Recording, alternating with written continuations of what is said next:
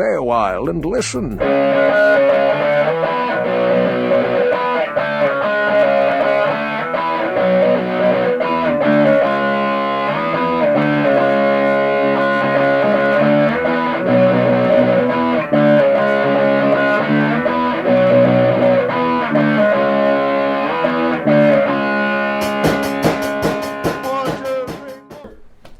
Welcome to the AOP Podcast. I'm Saul. I don't know what to follow that up with. I'm so used to having to say the whole name. I am Ross. So, Thanksgiving has come and gone. Yes. How was your Thanksgiving? It was good. Before we get into everything else. Because with my family, I had Thanksgiving a week ago. Okay. So, ate turkey there, and then I had Thanksgiving with my wife's family. And, turkey. Turkey? Mashed potato. Ham? Yeah.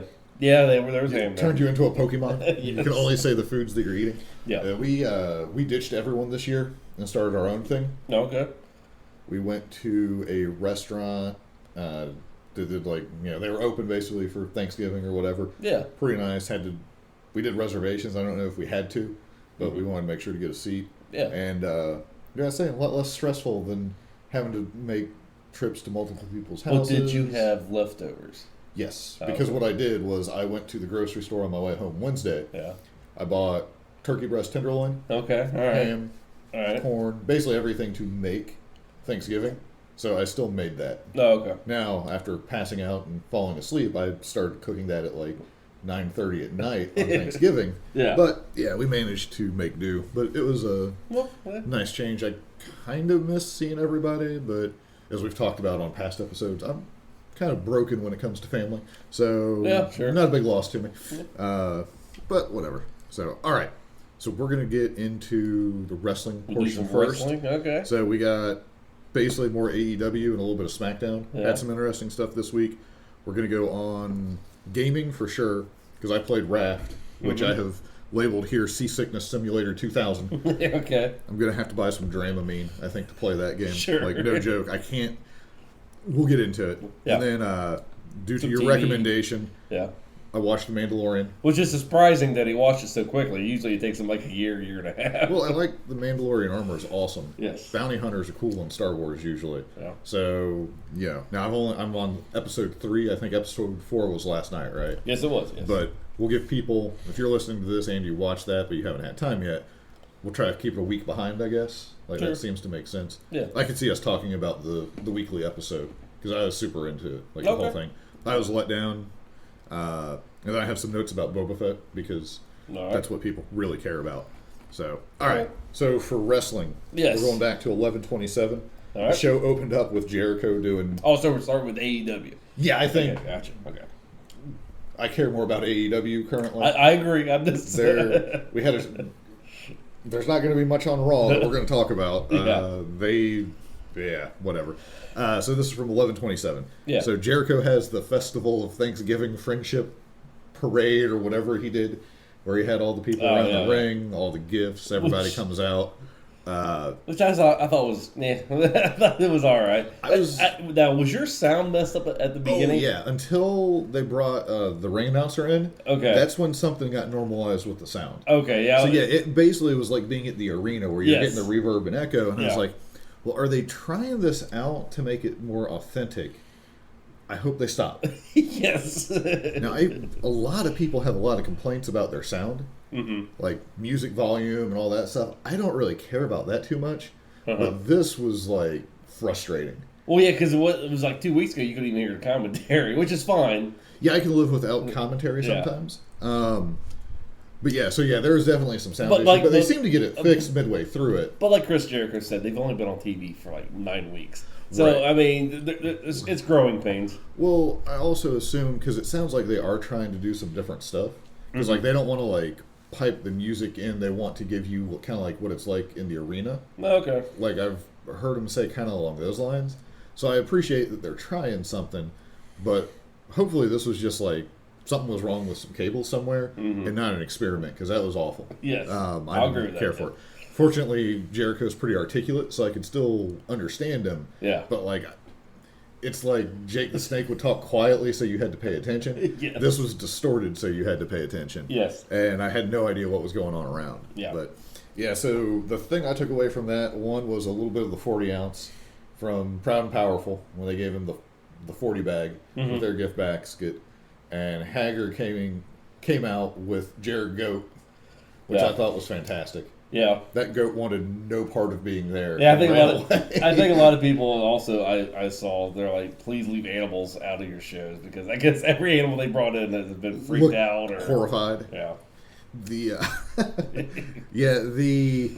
that could have been like a backstage thing for sure. Yeah, Pharaoh, Cody's dog, definitely not a fan of the fireworks. Sure, most dogs are not. Yes. So, but yeah, there wasn't really. I thought. Where SCU came out as the band people, like if they were standing right there, they must have something against ring announcer because they let that go on for a little while before they intervened. Yeah. So like I thought that was kind of strange. Yes.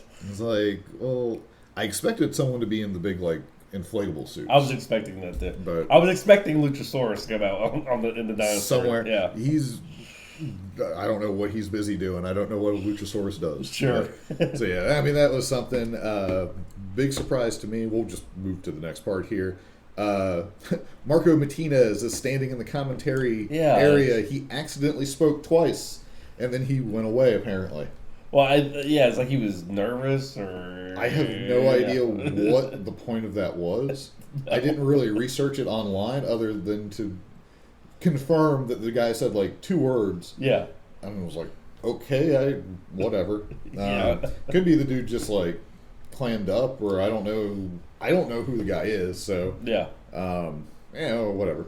Sure. It was a thing that happened. Yes. Best Friends beat the Lucha Bros, and then on Dark, the previous Trent had actually beat Penta, which was a surprise. Yeah. So granted, I mean that doesn't kill Lucha Brothers in any way. Yeah. But it was a huge surprise. I'm sorry.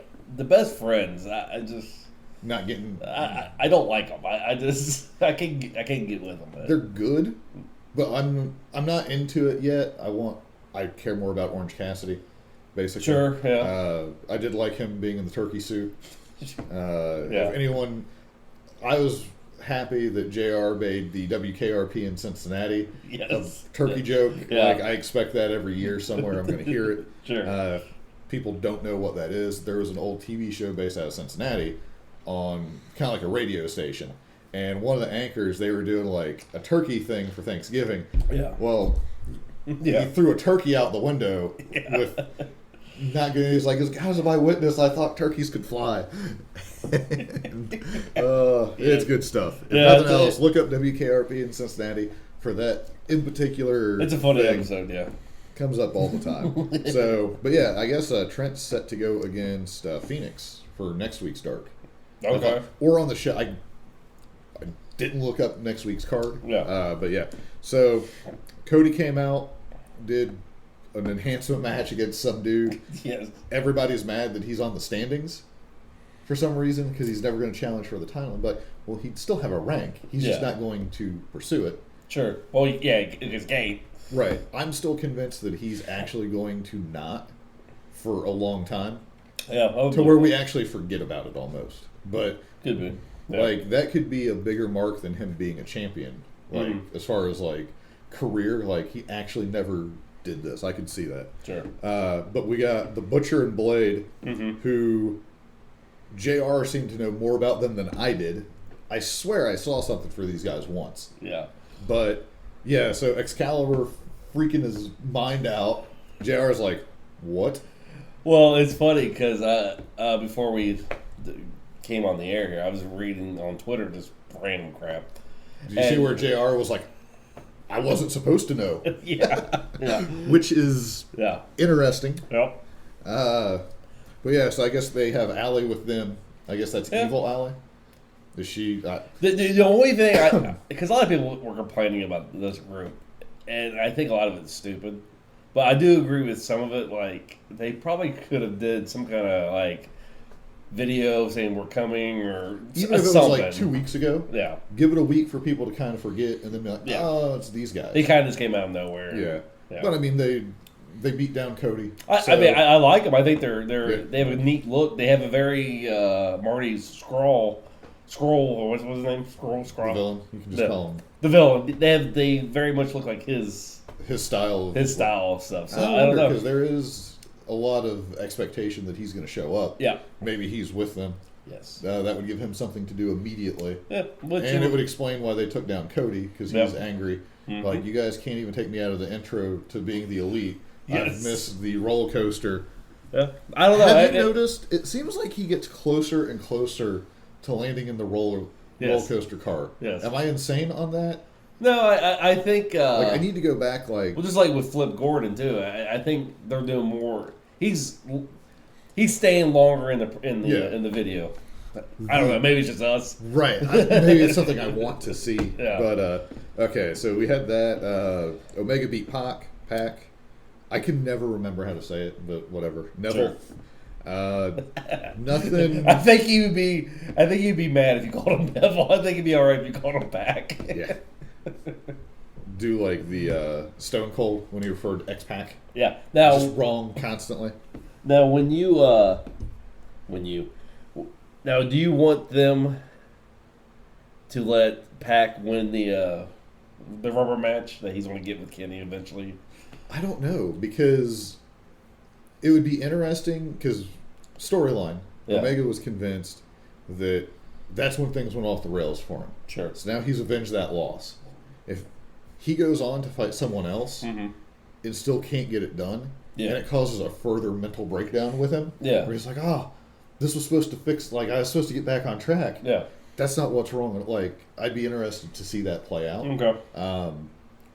I mean, Omega's really good. Mm-hmm. So as soon as you can put him on a win streak, and no one's going to be like, oh. And, like, they've set it up where, like, something's just off for him. Something's not clicking. Yeah. They can, whatever story, plot point kind of thing they want to use to get him back on track, there you go. Doesn't take much to fix it. Sure. But him losing unexpectedly to people, he's probably got a couple more losses that would be upsets before it starts losing any value. Okay. But they've definitely, like, even with Best Friends beating Lucha Bros in the way they did, they're definitely taking, like, the more well-known people, and at least it feels like everyone's getting a little bit of a step up where they're a little more credible. Sure. So, like, I'm curious where both of them will go. Well, because on Instagram, Pac did a video that says he wants a rematch with Kenny Omega. He wants. So maybe they do like an Iron Man match, which would be, I'd be okay with that. Sure. Yeah. I don't know if I want a full 60-minute Iron Man match. Yeah. I would watch it. Like, I don't think it would be bad, but like a 30-minute Iron Man match or something. Maybe do that for Bash at the Beach. Oh, coming up. Yeah. Like, because that could be a big match if they do like or 2 out of 3 falls or something. Mm-hmm. But yeah, I'd be interested to see what they do. If AEW does 2 out of 3 falls match, do those wins count for their standings? I think it would just be one match, but that's the stipulation to win the match. Okay. It'd be interesting, though. At that point, like, because even if I get beat 2-0, I'm like, I want the third match. I want to at least get a win out of this thing. Sure, yeah. Like, that'd be an interesting, like, but, I mean, that would give you a reason to actually have 3 falls. Like, sure. You could have someone actually win, but then it pads your stats there. Right, but that third fall is for kind of like pride, almost. So there's like a weird element, because the one guy's won the match. That's over. Yeah. But the other guy just doesn't want to go 0-2. Exactly, yeah. Mess his record up. Mm-hmm. Maybe we can't be the only people who have that, but maybe we should tweet at Cody. Well, and if you tweet it to Cody will read it. Back. Yeah. He seems to be very good about that kind of stuff. Okay, so we got MJF and Hangman Page. Yeah.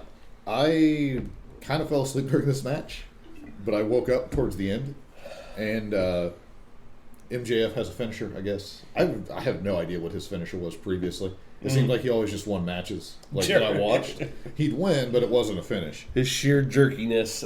Yes. We had the little in-bit, though, with the diamond ring from DDP. It was good. I liked where Paige was like, you know what, I'm still going to shake your hand because you did win. Yeah. And he freaking put his gum in his hand. I was just like, that is fantastic. Because I was like, how is he, like, because him just, like, not shaking his hand wouldn't have been enough. I was like, well, what's he going to do? So, I didn't catch, did he throw his gum at somebody at the intro and then get a new piece of gum during the match? I guess Wardlow gave him a piece, maybe. I didn't pay attention that closely. Wardlow is his bodyguard and his gum provider. That'd be fantastic if that did happen. Yes. But yeah, I mean, I'm not surprised. Like, MJF makes more sense to have something like that has value to try to make it a big deal. I'd love to know what their plans are for the ring, but I guess we'll find out over time. Like, you got to be able to cash it in for something, right? Or maybe it's just going to be like a big money thing. Because that's a lot of money to be spending on something that is. I mean, at the end of the day, it's fake. I mean, it's. I don't know. Maybe it's not.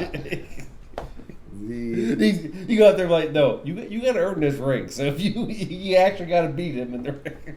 Yeah, like you guys get to hit each other. Start hitting finishers until somebody really can't kick out. Yes. That's how I was convinced wrestling worked when I was little.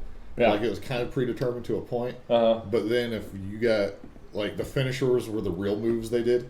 Sure. So if you could get up from it or you could escape from it, the match continued and you got a turn. Yeah, but I think I probably thought that too, I guess. Because I knew it wasn't legit. Like, I knew it was legit because, like, my dad says, well, this stuff ain't real because you'd be in jail if it was. I don't know. Yeah. Hey, that actually will bring us to a point here in a few minutes with one of the people we're going to talk about next. Yes. Let's see. We had another Dark Order vignette. I thought this one was pretty good. I think they're doing a good job with the Dark Order now. Yeah. Have they flipped you to actually at least having an interest in them? Yeah, I think it's smart to have them off TV for a little bit and just keep doing these videos. Right, and get something like... And then someone is going to join them. That's what I'm saying. Who do you think it's going to be? But instead of the putty monsters... Dude, putty monsters are awesome. Instead of the putty monsters, actually start putting wrestlers in there. Well, yeah, like a couple real people. Yeah, they still have the putties, though. Like, that's part of the thing. Yeah, but who do you think the first person to join them is going to be? It's going to be, I think, the Librarian. You think? Yeah. I could see him. I'd be interested to see Marco Stunt get brainwashed. Or him, yeah. Like, that'd be interesting. I guess we'll find out. So we had... It'd be Kenny Omega. I guess Kenny Omega doing it, too. Because Kenny Omega is... He's that good of a wrestler. I think he could actually make it work. That'd be interesting. Or if that's like the long-term payoff. Yeah. Is like somehow... Everyone's like, what in the world? So you got... let's go. We got Jericho and Sky had their match. Yep. It was, I think, what everybody expected. Yeah. Like, I didn't really expect Sky to beat Jericho. But it was always in the back of my mind that AEW might. I'm like, well, they could be doing some funny business there. I mean, I could see it happening, but I didn't expect it. Mm-hmm. But I wouldn't have hated it either. I wouldn't be like, oh, what a way. Like, be like, as long as if whoever they have, if it doesn't look like someone's going to beat Jericho and it happens, as long as they legitimately run with the person for a little while and give them like a couple defenses, and even if they lose it back to Jericho getting screwed over, like as long as they tell the story, like that doesn't. I can't stand on WWE where they're the most guilty of it. Your champion gets beat by just random stuff for no purpose, and then it doesn't mean any. Like nothing ever comes of it. It's like, oh, this person got an upset victory over the champion, and then they lose in a title, and then they're back down the card. Yeah. Like, it doesn't bring them up anywhere. It doesn't make them more credible in other matches. Sure. Where, like, Darby's lost quite a few big matches at this point, but they've all made him look bigger, and they treat him as such from a commentary as a, like a standpoint from that. So, so we get the end of the match where Jericho's putting him back in the wall tamer or whatever they're calling it. And Moxley comes out, which distracts Jericho. He is number one currently on the contender list. So I'm assuming we're going to get Mox and Jericho.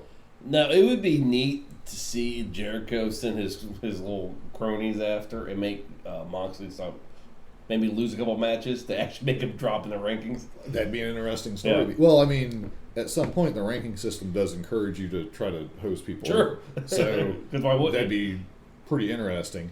I am real curious because Jericho and Moxley have both been critical of their WWE feud. Well, now did you see their? Because I guess they both did a interview for some kind of radio. Yeah, where Moxley was basically saying Jericho's not dumb enough to mess with him, and Jericho said that, and then Jericho's interview rebuttal, I guess. Yeah, he said, well, he's like, this is a different John Moxley. This is more dangerous. So he set that up. Yeah, where he's like he doesn't want anything to do with the John Moxley. Yeah, like he's actually put over. He was like, this is not a guy I actually am looking to fight with if I can avoid. Which I thought was neat. Right. Well, because it makes him like that. But yeah, I'd be curious what they could actually do a feud the way they want to. Yeah. Clearly, both are fairly creative guys. Instead of a plant or whatever. Yeah, poor Mitch the Plant getting like because both of them on like separate things have been irate over that. Yeah. Where it's like. Yeah, it was great that we got a potted plant over.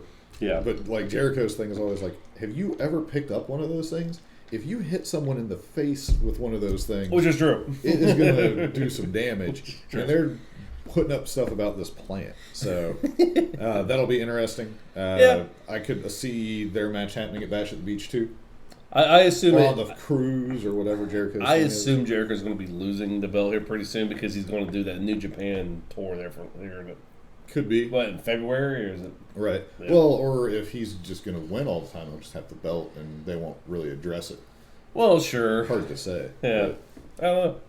But yeah, so I'm interested. Because like you said, John Moxley is kind of like Sting in AEW right now. You know, like I think a loss would actually hurt his... Yeah, he needs to continue... He either needs to get totally hosed, or it would have to be against... like Darby Allin. Sure, Like I could see him putting Darby over because it sounds like he enjoys the guy. Yeah. They've had like that independent show where they did the handcuff spot. Yeah, and all that. So that's basically all for AEW. I was looking... Oh, wait, the Jericho-Omega match being investigated by the Athletic Commission. Yeah, I sent you that article. Which is kind of gutsy that they did that in that state.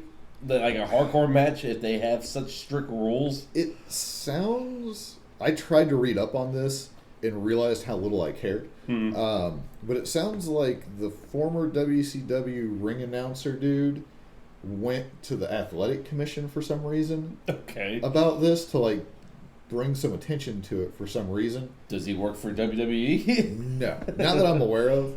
I saw one person had a theory that he doesn't like Tony Schiavone. So for some reason, that's why he did it. But there was, like, you had linked me an article, and it's they didn't blade. They did technically cause each other to bleed with the barbed wire some, but I mean, it wasn't like a bloodbath or anything. No, because like I think you even said this when you was watching the pay-per-view. You're like, the matches went so long that their sweat has made them stop bleeding. Yeah, like they were very superficial cuts. Yeah, and obviously they didn't use real glass. Mm-hmm. I hope. You'd be picking glass out for the rest of your life if you... There's no way, yeah. They had to use, like, that candy glass. Right. Not to say that you can't, like, you know, you step on a Lego, it hurts. So you could get, like, a hard piece of the candied glass that would still, you know, puncture the skin a little bit. Yeah. But I don't think much is going to come of it. But it was just a really weird thing when you showed me that. I was like, what is this? Yeah. So, yeah, but it was weird because I was like, this seems like the kind of match that would have a blade job in it. Sure. And it didn't. Well, it probably makes sense is that they knew they can't do that in that state. Like I said, that's unless Tony Khan doesn't care, he's like, I'll just pay the fine. Right, but I think that's you don't want a reputation like that. Yeah, I think that's like the business side. This is weird, yeah. But yeah, I don't think anything's going to come of it. I guess we'll find out. Mm-hmm. AEW shut down because of former ring announcer on WCW Worldwide, some dude, I don't even remember his name. Who's bitter and... Right, and who knows the truth to the story. I saw a couple things on Reddit, so no idea if any of that is valid as to reasoning, but it does seem like he's the guy who did it, and he took credit for bringing attention to it. And it's like, I don't know... Good for you, buddy. Good like, it's not going to make you... Like, what are you... I don't know what your end game with that is. Yeah. But yeah. So, short of that, so I was trying to find an Orange Cassidy soundbite. Yeah. And I had ended up watching Orange Cassidy against Kylie Ray. Yeah, I seen that match. And that is a really good match. Yeah, it is. Like, Yeah, like when he has matches, they're really good. Yeah, like sure. that aren't like against Gentleman Jarvis from Wrestle Circuit, which I love. Like that's one of my favorite comedy matches. Or him against Colt Cabana is fantastic too. Yeah. But this was like a nice mix of what he can actually do along with it. See, like comedy matches, I mean, it's very, very few that I like because I don't know. It's not what you're watching for. Yeah, because I mean, if you take me out of the immersion of what I'm watching, it's just a bunch of people in their underwear. Yeah. That are just bad actors. Well, like with Cassidy, he does the. Sometimes it'll be played as like mind games, just messing with the people because he is capable. Sure. So they can kind of make that work for me. Yeah. So, hey, I got Raw here. So for Raw this week, okay, all right. Seth Rollins is a jerk again, I guess. Yeah, I saw that segment. Yeah. That's all. I had no idea what else happened. But I saw that and was like, Seth Rollins is a good slimy bad guy kind of character. Well, that blames people for things. The thing I saw about him, they said that maybe WWE's going with the character with Seth Rollins that he thinks that he is actually the good guy in his mind, but it's coming off very heelish. But in his mind, he doesn't understand why people don't think of him as a good guy. Which, if they're going that angle, I think that's way too creative for WWE to go that route. But I mean, they could. Well, how often do we like sit and like we'll talk about a storyline or an angle that they were running, and we put way more thought into it. Like we're picking up a little nuanced thing from like years ago. Yeah, I think that's why when we get to SmackDown, we'll talk about some of the Bray Wyatt Fiend stuff is so good because they're doing callbacks on everybody that he's messed with in a lot of cases. Yeah, and it's like, oh wow, there's some continuity to the story. But, yeah, so that's all we got for Raw. SmackDown, Sheamus has returned as Drew McIntyre based on his promo of everyone not being hungry and soft in the locker room. Yeah. Scottish, Irish, whatever. They're foreigner. They're both over there. Yeah. You're a foreigner. Someone who has Scotch Irish, it's insulting. Sure. So, but we did get the rest of SmackDown. I watched a decent amount of it when I was doing some other stuff. And nothing really stuck out to me except for like the Bray Wyatt, Daniel Bryan stuff. Yes. So we got some more of the Muscle Man dance. So no reptilians, no triangle people. That's the important stuff. They will ruin your businesses. Yeah. So if you're listening to this, go on YouTube, type in WWE, and type in that weird Muscle Man dance. Muscle Man. I don't like the Muscle Man dance anyway. I think it's just so hokey, which I understand it's supposed to be. I get it. I understand that. I don't know. I love it. Yeah. I shouldn't. By all regards, this should be in the category of things that I don't like. Yeah.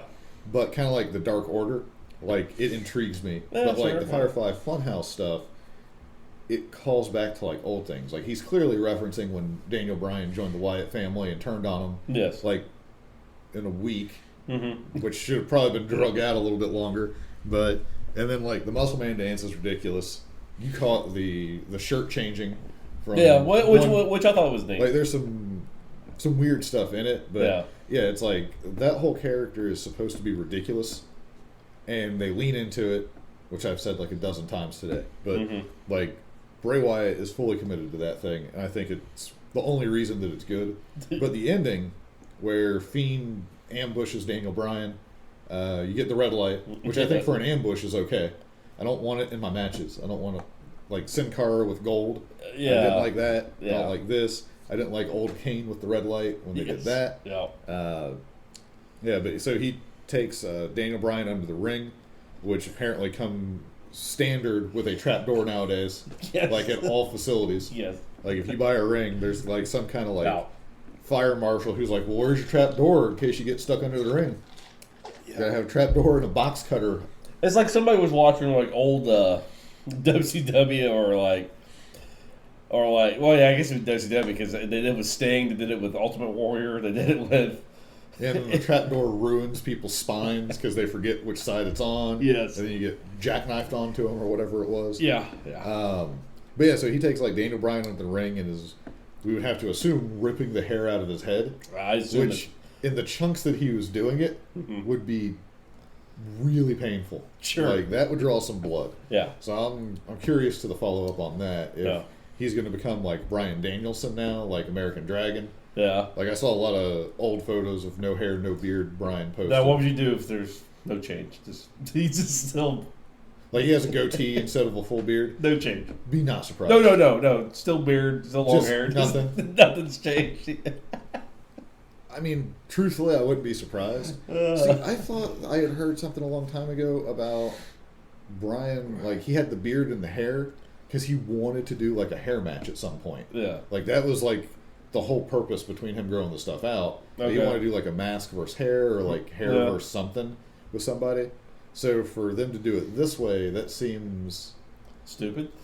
If that is true, and that is what he wanted to do, yeah, we'll have to see. I mean, it is pretty brutal the way they did it. Yeah, like makes the Fiend look like a monster for sure. But all right, yeah, I just so we got no NWA power this week. No, I didn't catch any of that. Did you catch anything? No. Yeah, I didn't even watch Dark this week, other than like reading over the results. Just didn't have the time for it somehow. Yeah. All right.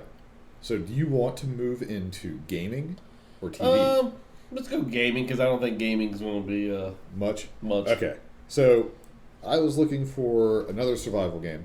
Okay. 7 Days to Die is not doing it for me. I don't know why, but it's just not what I want. So when I'm playing like that game, I just think about playing Conan Exiles. Sure. So I stopped playing it. Yep. And I picked up Raft, which is another survival style game. Yeah, I've seen videos of it. Okay, like I like you these do the epic battle with the shark all the time. Yes, you can kill the shark. Okay. But another shark comes back. Sure. It's like the old the cat came back the very next day kind of thing. So you can get rid of the shark for a while, but he'll come back. Now you can do like decoys. So, all right, if anyone's listening to this, they don't know what you're on a boat in the middle of the ocean. I assume it's Waterworld. I named my initial world Kevin Costner. So, but you have like a kind of like a grappling hook that you can make. You start out with one, but you can make it. Like you basically got to fish stuff out of the water around you as you're like going about. Yeah. And you can basically it's plastic, palm leaves, and wood are the main things you're picking up. You get other things here and there. But you can turn like that or the scrap into nails. You can make rope out of the plant stuff. You can make like a fishing pole or a fishing pole. You can make a spear to attack the shark. Because the shark comes up and it will attack like an outer area of your raft. And if you don't do anything about it, it'll destroy that piece. And then he goes back away for a while. Gotcha. So you want to be able to fend him off. Yeah. Now, don't you also like see like abandoned ships that you have to go onto, or I've only had one abandoned ship close enough that I could get there. The shark scares me when I go in the water. Like it gives me the true I'm gonna die feeling. Especially in the dark. So pretty much if you're in the water, the shark will just two-shot you or one-shot you? Like you can take a couple hits from him. Like I haven't died to the shark, but he'll take a chunk of your health. But if you don't get like back up on something pretty quick, I'm assuming it's going to be game over for you. Okay. So, but you got to make something to purify your water. Okay. So, you gather enough stuff and you make something for that. You can make something to cook your fish or you'll find like vegetables and radishes in like barrels. Like barrels are like the best thing to find when you're like fishing for stuff. Okay. You'll get like wood, other stuff. You might get potatoes or beets or radishes, whatever they are. Okay. You can cook those, but you can also make a thing to plant them. And then you use your fresh water that you've purified. You water your crops, and then you can make like a seagull comes. Yeah. You can kill the seagull, I'm pretty sure, because some things you need feathers for. Yeah. But I haven't been able to do it yet. And I saw a video where this guy, he was the seagull. This was as aggravating the hell out of him. Yes. Yeah. So you can make a scarecrow though to protect your crops. Okay. So that's a pretty good way to, you don't have to keep fishing, but you can fish for that. If you kill the shark, I jumped in the water with my spear and started stabbing the dead body. I got a bunch of shark meat. Okay. And a shark head. I don't know what to do with the shark head yet. Okay. But now I've tried to not look online for any solutions to anything yet. Gotcha. Like I'm just kind of like how when we played Conan that first time through, we really had to stumble upon a lot of stuff until we were stuck. So I don't know what to do with Shark Head yet. Okay. Or if there is anything, it might just be something that you have. Like a cosmetic piece or something. Right, I have no idea. But there's a setting, because if you don't turn it on, you're on like the rolling seas. Yeah. If there's a storm, it's like being at sea, I would imagine. I've never been on a raft. Mm-hmm. My only basis is poor Oliver Queen when his father killed himself before creating Deathstroke inadvertently. Yeah. So it's seasickness mode was good, but because this is first person, I don't know if there's like a lot of looking down at the water and then looking back up. Okay. I don't know if that's what's causing me the motion sickness issue or not, because I never had that with like a third person view game. Yeah. Since this is first person and there's like an awful lot of movement, I think that might be what's causing it for me. Okay. But it takes it like in seasickness mode where it's the water's calm. Yeah. Not so bad. Like I can go like a few hours before I start to be like, I need to stop for a while so I don't throw up. Yeah. But yeah, so I haven't gotten to an island or anything yet. Okay. I saw one, but I didn't have any. Like I didn't have an anchor. Like you got to make an anchor. Okay. I assume your raft keeps going. Yeah. I don't want to die my first time to something stupid like that. Yeah. Now I did actually. The first time I died, it was because I was sitting there looking through the stuff that you can make on the boat. The shark's like eating the thing, and I didn't even realize that. I was like, oh man, I had like my cup made. Yeah. And I was almost like totally dehydrated. Okay. So I grabbed like the salt water, and I hit the wrong button, and I just drank a big glass of salt water, and I was just like, I'm just gonna die now. And then the shark got me as well. It is a sad event. Yeah. But yeah, so there's like other boats, like they have like kind of like chests on them where you'll get like resources out of it or whatever. Okay. I don't know if there's more you can do with it. But you can like there's all kinds of stuff you can build. You can eventually start finding like copper and metal and make like wires and radio signals. I think there's like large islands that you can go to. Yeah. But I don't really know. I know on December 3rd they are doing like the first chapter is coming out. And like that show is like actually running around on an island.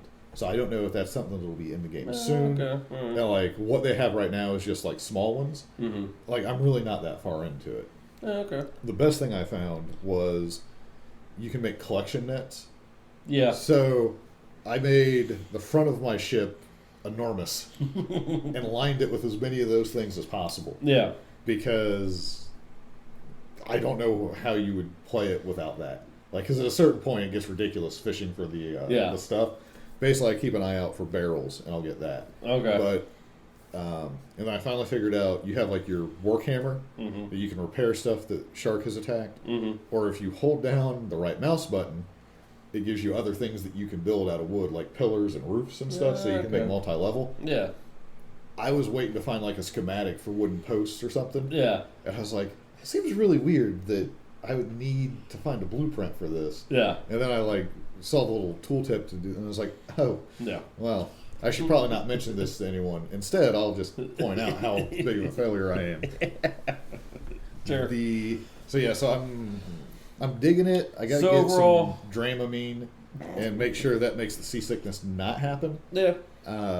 If that doesn't help, I'm probably going to get No Man's Sky since it's on sale right now. I heard that is terrible.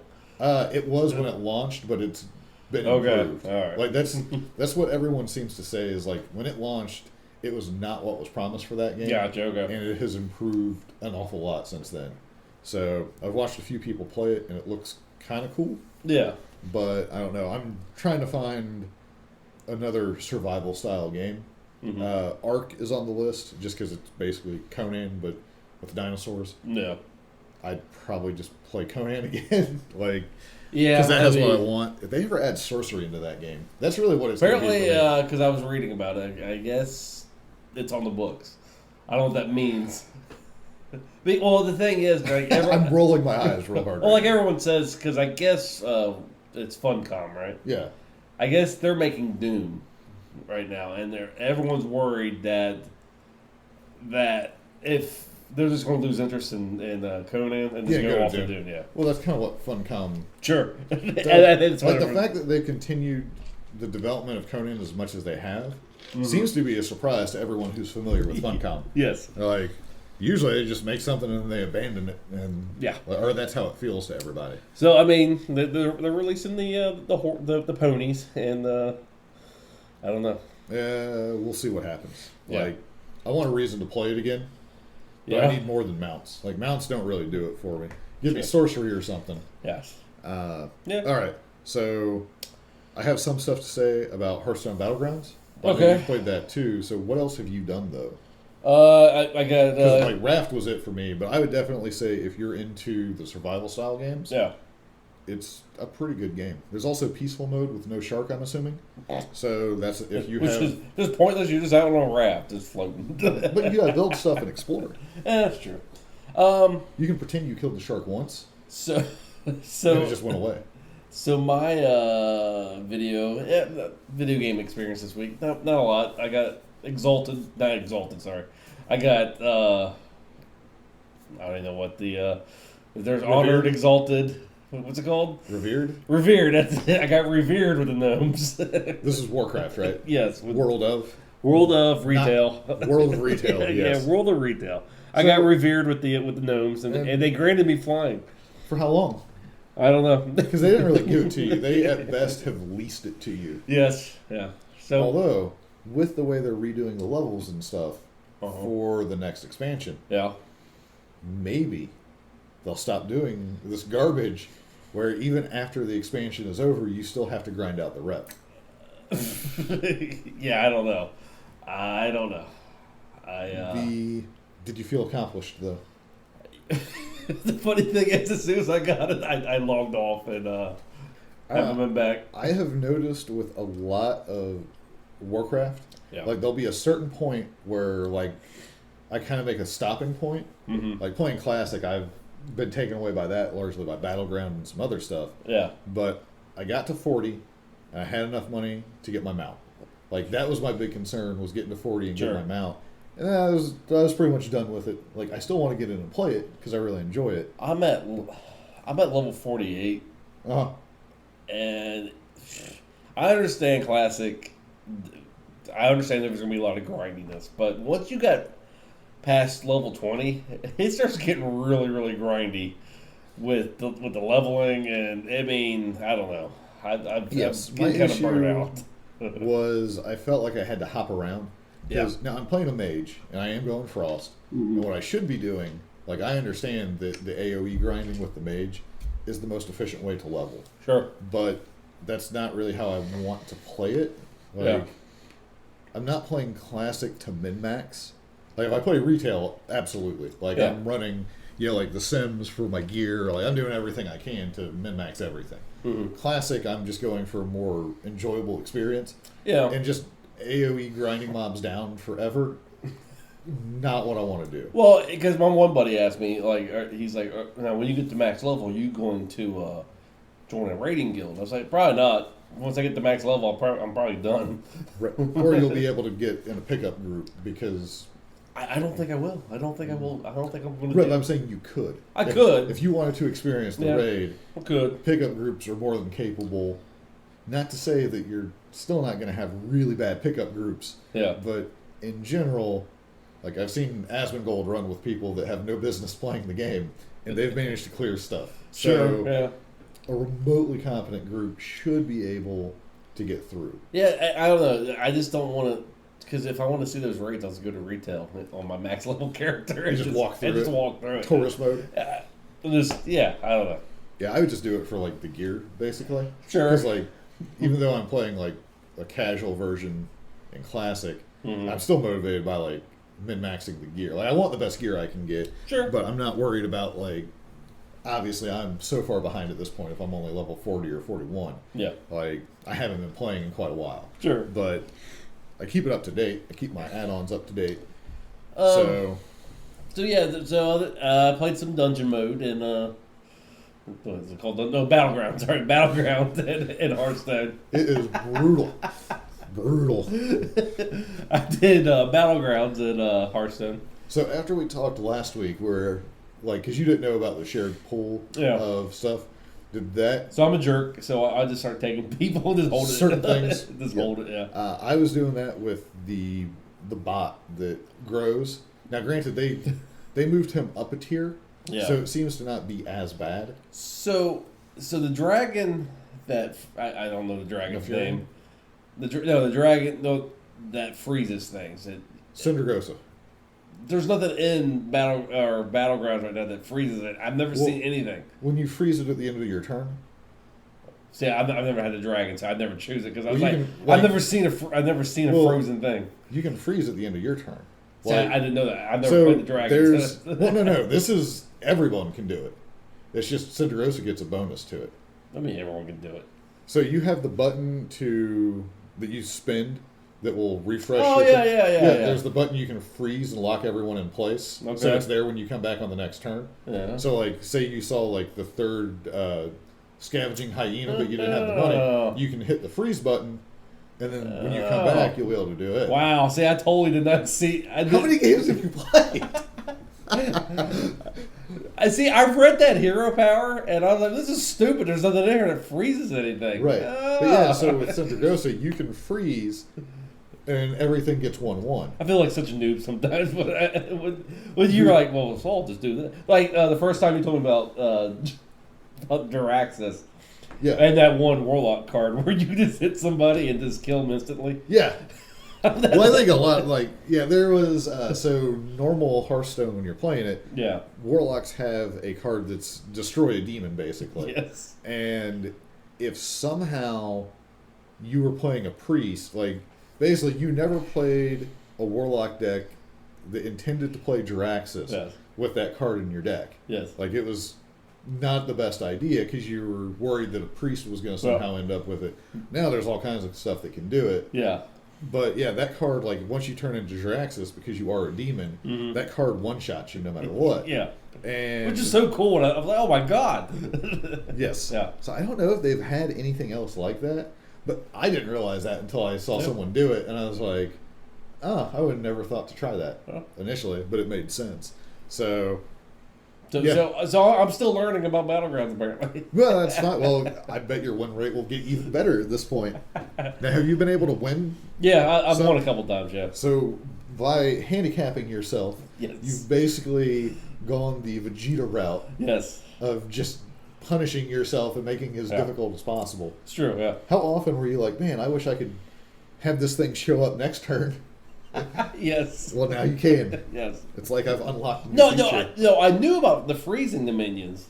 Yeah. I just didn't know that dragon's hero power did anything. I was like, well, this is a stupid hero power. Yeah, because that's the only time that anything would be alive theoretically at the end of the turn. Because I was thinking, okay, well, maybe eventually you get like a mage water elemental or something. Right. Yeah. But so it does that. Well, that wouldn't be beneficial to you, though. Sure, that's why I was like, this is the dumbest hero power ever. Yeah. I don't think it's very good. I was looking at a tier list recently. Yeah. And I was really surprised. It was on Hearthstone.com. And somewhere I found they had a tier listing or whatever. And a lot of them are yep, they're bad. Draxus, not good. Syndragosa, not good. I was most surprised by AFK is somewhere in the middle. Yeah. I figured for sure she would be number one from a win percentage. Sure. But she is not. I tell you what's really good, the paladin that does bubbles. If it works. Yes. And there's not a Nefarian. Yes. Yes. That can crush you. Yes. I'm real curious, when they have the full stats available, what we'll actually see, because I would love to know. I feel like with him, I either win big, or I am out super early because 4 gold to put a bubble on something is so expensive. Yes. If you're listening to this and you're kind of familiar with Hearthstone, basically it's like a divine shield where you can get hit once. No matter how much your minion gets hit for, it doesn't do any damage to it. It just takes the shield away. Yeah. So this guy can put a permanent bubble on someone that every time, the match, your next round, it's still there, even though it went away. So it's super strong, but you're giving up so much to do it. Agreed. You got if your draft is going really well though, then it is a game changer. You put it on one of the hyenas or just something with poison. Yep. And you get the extra use out of it. It is amazing. Mm-hmm. So, I think we talked a lot about Hearthstone here. If you haven't played the Battlegrounds yet, go do it. It's free. It's fun. You don't have to spend any money to play. It's free for right now, but give Blizzard some time. They won't start charging for it. I think they'll figure out a way to incentivize something. I don't know what it'll be. It'll be something where you're like, it's only $3. I'll give them $3. Blizzard to me is becoming more and more like Microsoft or like EA. Yeah, it just I don't know. We'll see what happens, but yeah, as it is right now, Hearthstone free to play, make an account, whatever. Yeah. The Battlegrounds, you don't have to have any cards to be able to play it. Mm-hmm. So yeah, there you go. That's our advertisement. Yeah. Then all right. There's your free advertisement, Blizzard. Thanks, Blizzard. Try not to. There's too many jokes to be made. I mean, we all have phones, so yeah. Let's move on to our TV, I guess. TV movies, all right. Yeah, because I haven't seen any movies. Songs. Could be. I've been listening to a lot of Christmas music. I love Christmas music. There is. You know what? And there's a group of people out there. If you tell them that you're listening to Christmas music, either they're like, "Oh, okay," or they hate you because Christmas did something to them. I don't know what it is. I'm not in the hate because there's versions of Jingle Bells I really like. Yeah. Little Drummer Boy is good. Uh-huh. But yeah, I'm not into it now. Like my wife is super into the Hallmark Christmas movies. Yeah. There's some Good bad. Lord. I mean, I've seen some bad movies with some bad acting. These Hallmark movies, I don't know if they're going for that. Well, it's like, how many different ways can we make vanilla?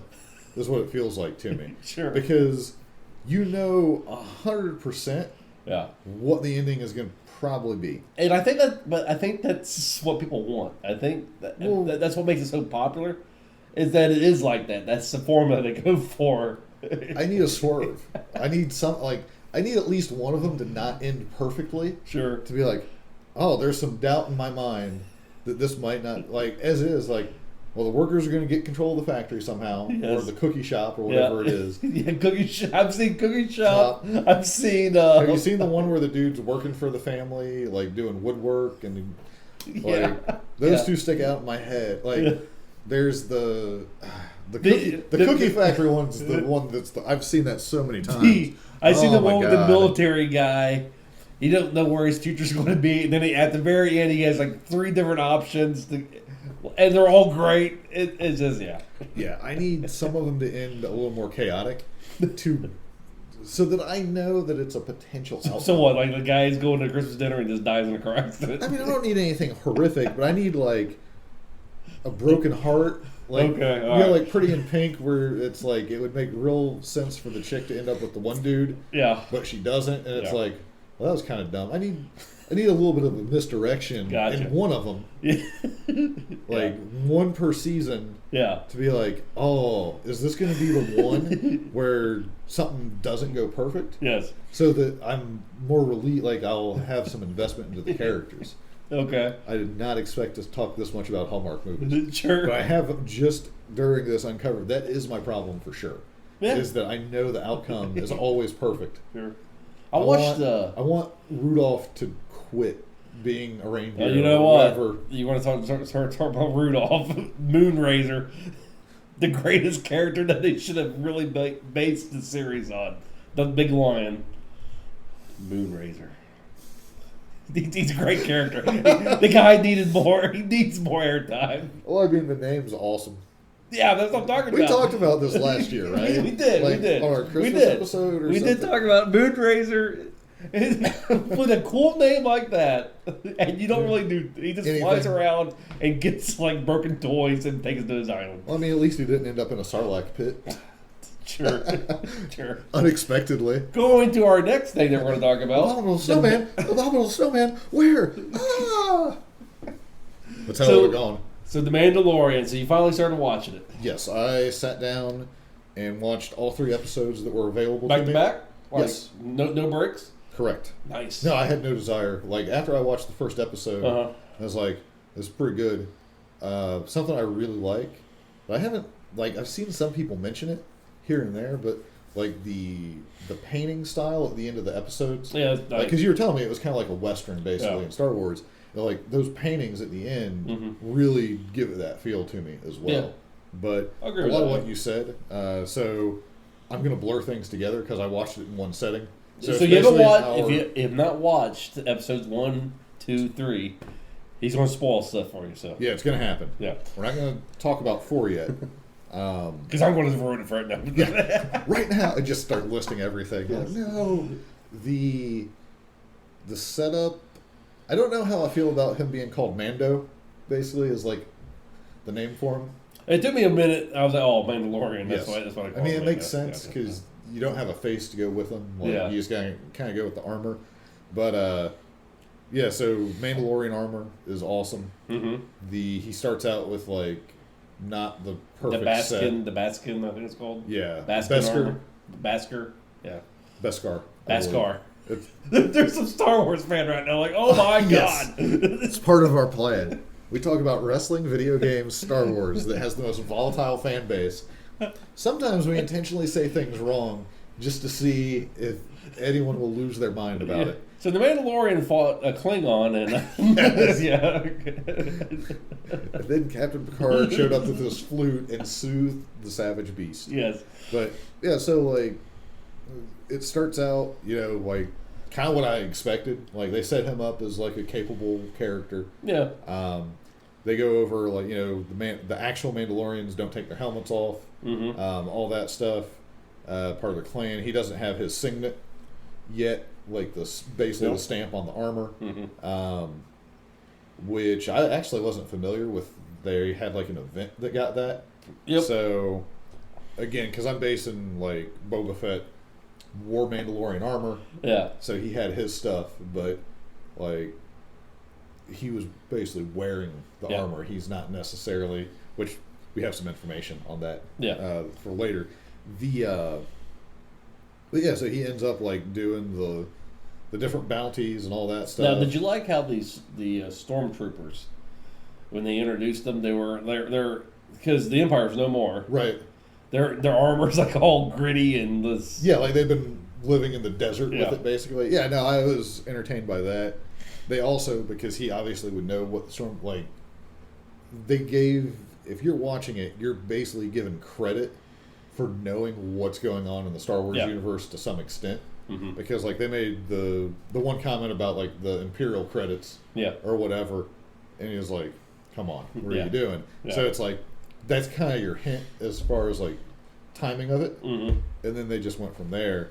But yeah, so he's trying to find more expensive bounties, I guess, and they send him to this dude for what's basically like dark web bounty hunting, I guess, from the sounds of it, because there's no they have like the pucks or whatever. Well, I like how they introduce this story that the Empire is dead, but apparently the Rebel Alliance and the Rebels, apparently they're inferior at like governing things. Well, their plan was to take down the Empire. They didn't really have like a follow-up plan, is what it kind of sounds like. Yeah, like they well, I didn't expect to get this far, honestly. Well, because who knew the Space Wizard was going to show up? Because like Apollo Creed told Mando there, he's like, if you have a problem with the Empire being here, just report them to the rebels or whatever. And he's like, oh, that's a joke. Right. Well, there's probably so many of them holed up everywhere. There's no way. Mm-hmm. Because I have to assume like at this time, do we have like a dead on time frame for this? No. Because like, I mean, you only got Luke Skywalker running around somewhere. I assume. Like, if he hasn't gone into hiding yet, if he hasn't botched raising some young Jedi children and turning them to the dark side. Yeah, I mean, we can talk about that. I still have to watch the other movies. But yeah, so they send him to like get this 50-year-old, and I'm like, this is weird. What is this going to be? Is this going to end up being a Jedi? Yeah. Like, what's going on? At first, I thought it was like a 50-year-old, like it was going to be like Obi-Wan. Yeah, something. I was like, surely they're going to bring Obi-Wan into this. Right, like some kind of like a badass character. Yeah. That is like, oh, he's in way over his head or something. Yes. And so he gets eventually to the planet. Do you remember the name of the character that helps him out? The old man who was like, I've spoken? Nick Nolte. Good enough. That's all I kept calling him. Yeah. Like, that character was awesome to help him out. Which I assume eventually he will meet up with him again. That seems like a recurring character in some...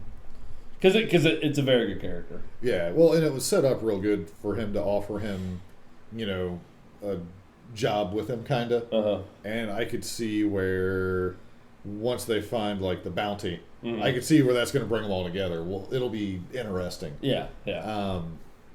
So he learns to ride some creature across the desert. Yeah. And the guy shows him, like, where it is, because he just wants whatever it is that everybody's after. Uh-huh. Like, I just want it gone so it'll be peaceful here again. Yeah. Bounty hunters keep showing up and getting wrecked, and it's just a mess. Yeah. It's really what he's like, Mandalorian, you might actually be able to pull this off. Yeah. So he gets there, I know it's not IG-88, but when I see, like, the bounty droid, that's just what I assume. Sure. Frickin' he's, like, trying to lay siege to the place tactfully. Yeah. And then the droid he's just like, great, a droid. Yeah. And the droid is fantastic. Yeah. Like, as far as, like, a character would go. Uh-huh. So they get into, like, the firefight. And I thought he was going to be a bigger character. I did too. I thought I thought he had found a companion. Sure. Now I was worried when the droid was constantly, like, initiating self-destruct. He was like, "How about we don't do that? Yeah. Let's try to work this out." Yeah. And, like, they eventually, after, like, 3 attempts to initiate self-destruct, they finally take everybody out. Mm-hmm. So they get into the building where the bounty is held. Yeah. Now, this part I thought was weird, because, like, they open up, like, the container, basically, and it's what has become known as Baby Yoda. Because we don't know the actual name of the race. Yeah. So you go with Yoda at this point. It is the cutest creature for 50 years old ever. Yeah. Which there's, like, the big to-do about whether they're going to use the actual puppet or CGI it completely. I think they do both, actually. Yeah, but the one guy was calling them cowards because they wanted to do scenes with nothing in case they wanted to go full CGI. Yeah. And he just, like, called them out on it. I was like, no, cowards. We should do it. So I guess they're doing, like, the puppet, and then, they're CGI-ing some stuff with it. Yeah. But there's a practical effect behind a lot of it. Sure. But a 50-year-old Yoda creature is adorable, and the internet has fallen in love with it. Yeah.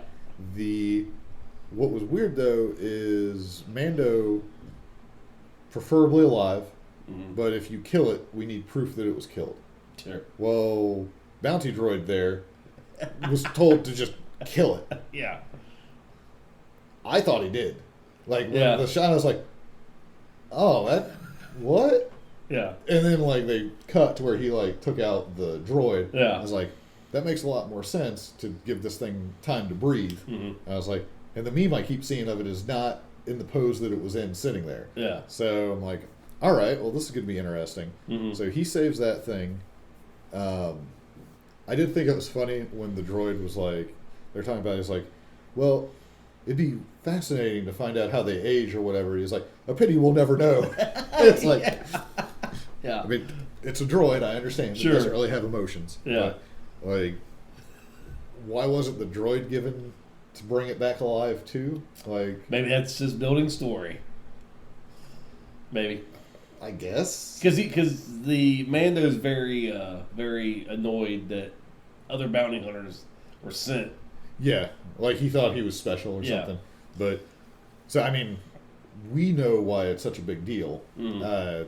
I did not realize that the child would be able to, well, the 50-year-old would be able to use the Force as well as it has. But, so they get out, they get jumped. Mm-hmm. Let's see.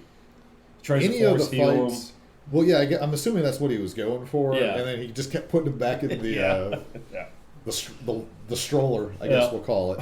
That whole thing, though, was great because, like, he has no idea what's going on. Yeah. But he's, like, protecting this thing. You can tell he's already kind of like, why do they want... Yeah, like, the gears are turning to figure out that this thing is way more important than what he's being paid for, for sure. Yeah. So he's not dumb, but he is a bounty hunter, so he's doing his thing. So they've the Jawas, which you had mentioned about the Jawas to me, but the entire Jawa thing where he's just vaporizing them, and just not wanting to deal with them, like that's pretty good. And your boy Nick Nolte there, trying to negotiate for him, and they're like, "Well, they'll take the egg." And they did the little subtle thing where he's like, he's a Mandalorian. He can't give you his armor. Like, it doesn't work that way. Which is what they would... I mean, realistically, they would want his armor, Right. Well, and I mean, it makes sense. But yeah, so they send him to fight this creature to get an egg. And this thing is kicking his butt all over the place. Which showed that the character is not, like, fully, like, complete badass, that he can just take on everything. That it shows that a big animal is going to wreck the... Right. Well, he just... didn't go in with a strategy, basically. So if that's built up later in the show where he's like, I'm not going to have this situation happen again. Like, it's learning. Okay, great. Because you eventually want your character to just be, like, on top of everything. But weakness is good. But, so we find out that Baby Yoda is 100% able to use the Force. Like, because when I saw him trying to, like, what I assumed was heal him, I was like, I'm assuming he can use the Force, but I don't know. Well, this pretty much solidified that he picks up the giant beast. And then, thank goodness that they had him look around and he realizes what's going on. I don't know if he realizes it as the Force, because that's not really a thing that everybody knows about currently, because there's no Jedi. Like, if it's, like, shortly after... So, this is, like, after the Empire. That's true, I guess. Because you had Vader and Luke and Obi-Wan. You would think that Luke would be a pretty big talking point. Yeah, but you're not going to know for sure what the Force really is. That's true. Like, well, he used to shoot womp rats, and he was able to blow up the Death Star twice. The legend that is, that's true. So you're not going to believe, like, whatever. And there's this guy who supposedly choked people, whatever. Like, unless you experienced it, you're not going to know. But he's able to, like, this is why they want him. So he knows something's up. Sure. Gets the egg, gets his stuff back. Him and Nick Nolte. They put the ship back together. They do the whole thing where he's offered like a position, but he's like, I just want to basically hang out here and retire on the planet. Now that you took this little creature, then maybe people will stop showing up here. Something tells me that's not going to happen, and that's how we're going to get him back. At some point. But so he turns the bounty in, like, big to do with it. It is weird that he, like, because Kathy was watching it with me. She's like, if that thing's that valuable, why is he just, like, walking down the street with it exposed? Like, sure. I was like, well, I mean, that shows that everyone is scared of him. They're not going to try to take that from him. That's kind of what I thought, except for, like, other bounty hunters is the only thing he has to worry about. Sure. So he basically, like, turns it in, but he's breaking the rules. I was watching a reaction video, and this guy was like, "You heartless bastard, do not give that to them." Well, and you could tell he was already they planned, like, obviously you knew something was going to come of it. But it was like, what are they going to really do? And he turns it in. He gets his, like, super shiny armor, which looks way better. You meet the other cast of Mandalorian. Where I assume when they make a video game, like, something tells me Disney will make a Mandalorian video game. Sure. You will have the different classes of Mandalorians that you could be. Now, did you notice when they got to their little knife fight, when they whipped out their knives, their knives vibrate? Did you notice that? I didn't catch that. Yeah, their knives, like, I don't know, it's like vibrate really, really fast. I'm assuming that's to go through armor. I assume too, but like, it's just something like that, and I'm like, oh, look at this old knife. Yeah. So my hope would be they would do like a. Do you ever play the Avengers or the Ultimate Alliance game where you could be different, like, superheroes and you level them up as you go? I want that, but with the Mandalorian in the Star Wars universe. I think that'd be a fun kind of game, because you could be like the bruiser dude that's got, like, the Gatling gun or whatever. Jetpacks. Yeah, the jetpack was neat. I like where they make towards the end of the one episode where he's like, I gotta get one of those. It's like, okay, so he's not fully decked out, or he's still new. Also, the sounds of metal banging gives him flashbacks. Yes. I kind of hope we don't go into his tragic backstory. Yeah, just leave it mystery. Leave it flashbacks where bad stuff happens. Season 4, you hear a little bit more. Season 4, episode 4, a little. You hear a little bit more, because it's kind of like if they do it right, yeah, like Arrow season 1 or 2. But then if you do Arrow season 3 or 4, then it gets dumb. But yeah, so he turns the thing in, he gets his armor. Yeah. He decides, he's asking about what he turned in, which I guess is a big against the code. Yeah. So he's already on thin ice. Yeah. With everybody, people know about that, I assume. Yeah. And then he decides that he's just going to go full on rogue with it, and breaks out Baby Yoda, basically. Yes. I thought for a moment we were going to get the scientist that was saying he's the only reason he's still alive. Yeah. I thought maybe he was going to go AWOL with him. Yeah. He'd have a science guy. Yeah, at first I thought it was. But yeah, so it ends up with all the bounty hunters turning on Mando, and he's doing a surprising job of holding them off. Yeah. But there's no way, they're closing in on him. And then all the other Mandalorians that he had problems with. Before that happened, when he starts using his gun, everyone's like, "Whoa!" Yeah, because apparently that's not his gun literally just atomizes things. Yes, yeah. I guess that's not a normal standard weapon. Yeah, and I watched a video about it. The ammo's not standard. Yeah, I watched a video about it for all these Star Wars geeks out there that they know all this stuff. I guess that the type of gun he uses is banned from anyone using it because it's such a powerful I can gun. see why. Yeah. I mean, but you're dealing with lasers, and I like the Geneva Convention that using a flamethrower on someone. Yes. Perfectly acceptable. Yeah. Atomizing them where they're just done. Yeah, yeah. Now, unless it turns out it teleports them to another dimension or something. Sure. Which would suck. Yeah. But, yeah, so all the other Mandalorians show up and help him out. Yep. Because I guess during the little fight scene, there was kind of a, where they have to live in the shadows. Yep. And that's not how it should be. They should be proud. So I guess they're using this as a kind of maybe he started a revolution, so to say. An uprising, yeah. Right, which it was kind of interesting though, because it's okay, so they'll you can have some stories that focus on some of the other guys. Yeah. So that should be pretty interesting. But so I think episode 4. All I can say about that, the meme of this week, I think, is going to be Baby Yoda drinking soup. I saw a picture of him holding the soup. Yeah. So, but yeah, and there's a few endearing scenes with the Baby Yoda, but we won't talk about that in case this is there's still. We've definitely left some interesting things out or some cool stuff that happens. Oh yeah, I mean we've mostly spoiled. I've watched episode 1, 2, and 3 probably 5 times already. So how do you do that? I just I've watched the entire series of Deep Space Nine probably 10 times. I just don't get it. I mean, there's a couple movies I'll watch when they're on TV, like Shawshank, Rocky IV. Do you just get bored? Is it okay do it or what? I know what I don't need to watch the 3 episodes of The Mandalorian. I know what happens. Sure. I probably will never need to watch any of the episodes again. But you can't watch something just for a fight scene.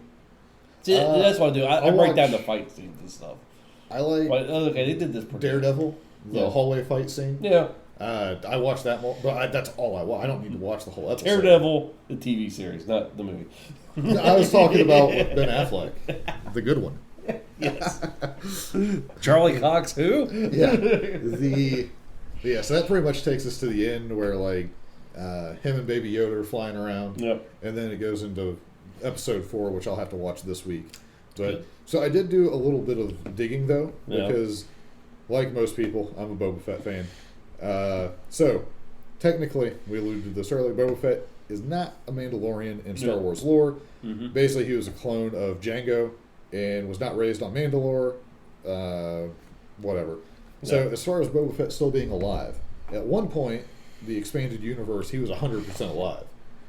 There's a book, the Bounty Hunter book, that it talks about him getting out of the Sarlacc pit and going on adventures. So this is before Disney bought it, right? Right, and then they threw out all the extended universe. So it's called Star Wars Legends, the non-canon stuff, I guess. Yeah, essentially. Yeah. But yeah, so there's a book, Aftermath, where there's subtle hints of Boba's continued existence.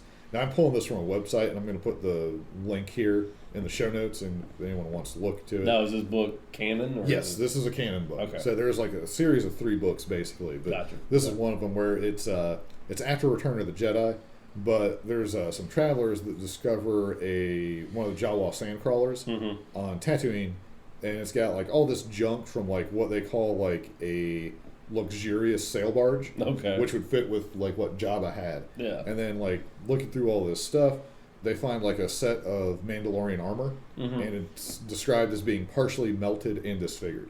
Okay. So I read a little bit more, and it seems like the Sarlacc was dead, and they cut open one of the roots or something, like one of the Sarlacc, like something within the Sarlacc, I think. Yeah. Obviously, I haven't read it, and I'm just kind of picking pieces from summary. Yeah. So some people are saying that, like, because they found it inside the Sarlacc, that means that Boba Fett was dead, but he would have been he wouldn't have been fully digested. Like, he wouldn't be gone because it took the Sarlacc thousands of years to digest something. Yeah. So he should theoretically still have been in the armor, you would think. Yeah. But yeah, I guess there's like a few other hints through like this series of 3 books that it kind of references like stuff about Boba Fett. Okay. Where it makes it seem an awful lot like he might still be alive. And then like the last thing I could find where anyone did any kind of official update, I could see it was back in October, where he's currently neither dead or alive officially. My thought is Disney likes to make money. Sure. If you're looking for a character to do a movie and get a bunch of money, or a TV show, or sell merchandise of, Boba Fett's going to be pretty high up on that list. Sure. So I can't see them not having Boba Fett still be alive. Like, so you think, like, does he give him his own series or put him in The Mandalorian? I'd like him... I mean, him showing up in The Mandalorian would be a big thing, and then they can do a movie with him or whatever they want to do. Yeah. Whether they kill him off, like, properly, or they just let him exist, I mean, either way is fine. I guess the... what's his name? McGregor? The guy that played Obi-Wan. Yeah. I guess he's has been officially... he can say it now that they're making an Obi-Wan TV show, which is cool. That'll be interesting for sure. Yeah. But I could see maybe depending on the timeline they're doing with that. You know what I want to know? Yeah. When he got hit by Vader's lightsaber and he just totally disappears, and there's not a body or anything. Obi-Wan. Yeah. Okay. Did he actually Is there like an official, like, what really happened? Like, did he die? Or did he become one with the Force? Because it's like... yeah, he alluded that he couldn't be struck down, kind of. Yeah. And I haven't cared to research it a ton. Yeah. It's almost as if maybe Lucas didn't think that Star Wars would be all that popular. And they just were like, whatever. That's kind of a loophole that we just never really... Because a lightsaber has never done that in any other movie. Yeah, well, I mean, they evaporated somebody. Yeah. Yeah, like I assume maybe Mando's gun is made out of Vader's lightsaber crystal, and that's why people get just atomized. Yeah, because like you said, Vader didn't kill Obi-Wan. I guess Obi-Wan did he just give his body to instant transmission? The Force. He's on. He became Namek. Goku. He's on Namek. Yes. Right now. So, I don't know. But yeah, so I was just kind of curious to see what was going on with all that. But yeah, there's like, no one really knows for sure with Boba Fett. But I can't imagine if you're a company that likes money. Yes. He's still alive. Sure. Now, start giving us money. Yeah. Because that's how it would work. Yeah, I don't know. I don't... I think it'd be cool to have a... I mean, I think it'd be... I would put him in the Mandalorian TV show. Yeah. Just have him like an occasional character. Or make him be a villain. Maybe he wants the armor. I don't know. Right. Well, I mean, if going from this book thing, Aftermath, if he lost the armor, he might want it back. Yeah. But it's hard to say. Because, like, him not being an actual Mandalorian, he can take the armor off and doesn't really care. Like, sure. He just knows it's good armor. Yeah. So. Yeah. All right. We went really long on this episode. Yes. We had things to talk about. We did. I think we pretty much have to accept that if we're trying to cover 2 to 3 things, we're just going to be running long. Sure. But, all right. So, that's the end.